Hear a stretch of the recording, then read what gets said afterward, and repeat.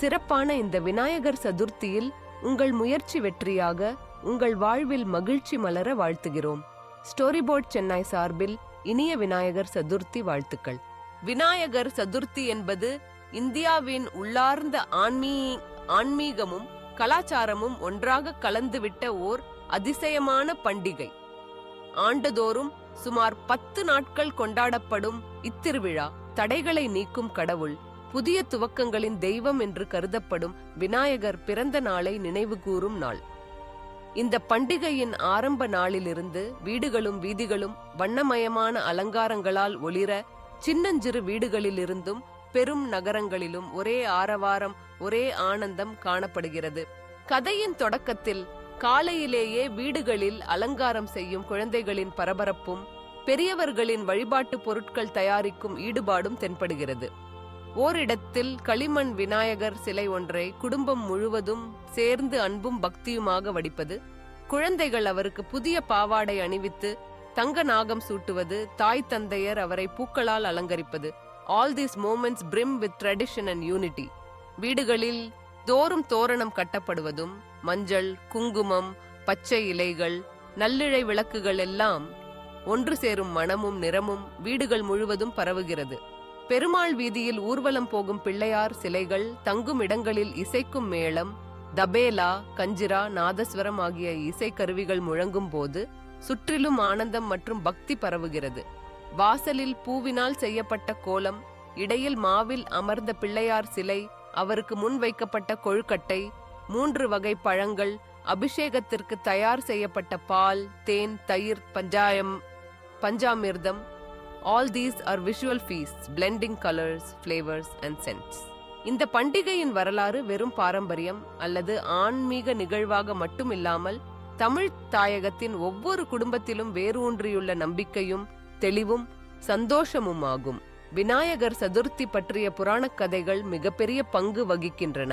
பரம்பொருளான சிவபெருமானும் பார்வதியும் தங்கள் மகனாக விநாயகரை உருவாக்கிய கதையை குழந்தைகள் முதல் பெரியவர்கள் வரை அனைவரும் அறிந்திருக்கின்றனர்.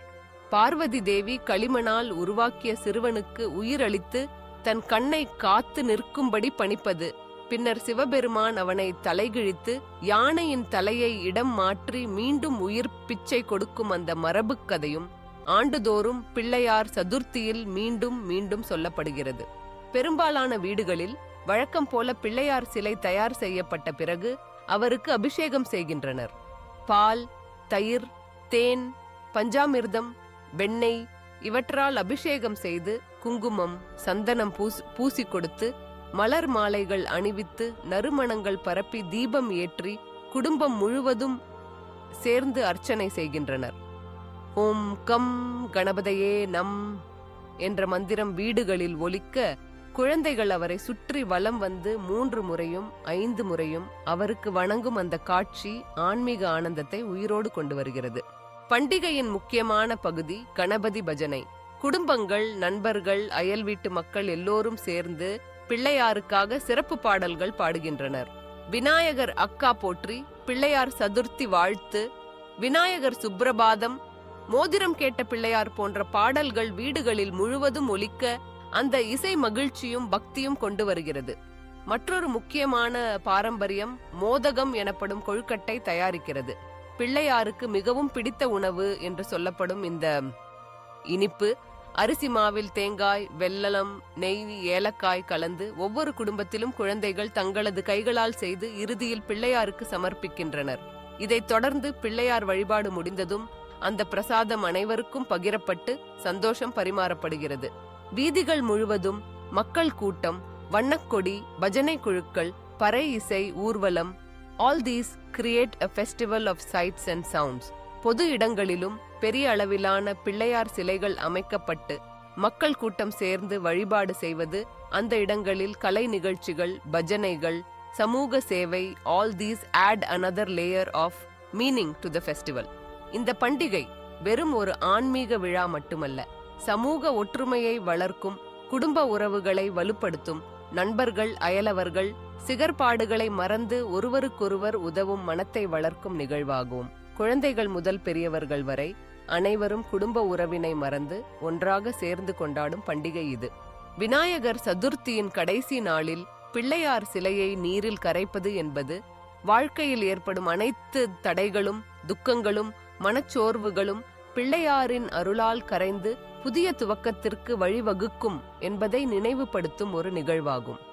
அந்த வண்ணமயமான ஊர்வலங்களில் மக்கள் சிலையை தங்கள் தோளில் சுமந்து கொண்டு பிள்ளையார் போற்றி, மோதிரக்கை பிள்ளையார் வாழ்க என முழங்கிச் செல்லும் போது அந்த பக்தி, ஆனந்தம், ஒருமை, நம்பிக்கை, all these culminate in a grand visual and spiritual crescendo.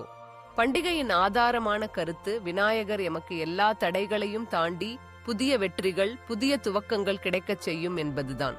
இந்த பண்டிகையின் போது நாம் அனைவரும் நம் வாழ்க்கையில் சந்திக்கும் சவால்கள், தடைகள், குழப்பங்கள், all these are temporary and with faith, effort and community support we can overcome them. இப்பொழுது இந்த பண்டிகை உலகம் முழுவதும் உள்ள தமிழர்கள் மற்றும் இந்தியர்கள் கொண்டாடும் ஒரு உலகளாவிய பண்டிகையாக உருவெடுத்து வருகிறது. வெளிநாடுகளில் குடியேறியவர்கள் கூட தங்கள் வீடுகளில், சமூக மையங்களில், பள்ளிகளில் இந்த விழாவை கொண்டாடி தங்கள் பண்பாடும் ஆன்மீகமும் பாரம்பரியமும் தொடர்கிறார்கள். இதை பார்த்து விசாரணை செய்யும் ஒவ்வொருவரும் இந்த விநாயகர் சதுர்த்தி என்பது வெறும் ஒரு பண்டிகை அல்ல, அது ஒரு வாழ்வியல் அனுபவம், ஒரு ஆன்மீக பயணம், ஒரு சமூக ஒற்றுமை, ஒரு குடும்ப உறவு, all these rolled into one. ஒவ்வொரு வீடிலும், ஒவ்வொரு வீதியிலும், ஒவ்வொரு உயிரிலும் பிள்ளையார் இருப்பது போன்று அவரது அருள் நம்மை வழிநடத்தும். இந்த பண்டிகையின் கடைசியில் நாம் அனைவரும் பக்தி, நம்பிக்கை, சந்தோஷம், ஒற்றுமை, பாசம் ஆகியவற்றுடன் இவரது அருளுடன் புதிய துவக்கங்களை நோக்கிச் செல்வோம்.